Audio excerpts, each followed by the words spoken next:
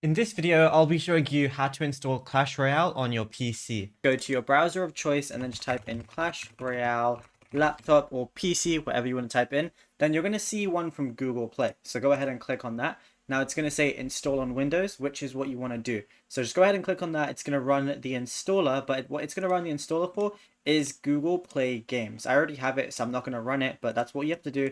Then all you got to do once Google Play Games is installed, it might take like a minute or two to install, is from here, you're going to have to go to search and then type in Clash Royale, but it's usually also just going to be at the top. So then once you click on Clash Royale, you're going to be able to install the game onside the launcher, which is Google Play Games. So then once you have it installed and everything, which again takes another minute or two, all you gotta do is go ahead and click play. It's gonna say get ready to play, and it's gonna be opening the game. Then it's gonna open up a new window with Clash Royale with your account. So just make sure the Google account you use for Google Play Games is the exact account that you use to play Clash Royale. Only then is your progress going to be cross progression on your PC and your phone. So you can just pick up whichever one you want and continue off where you left off basically.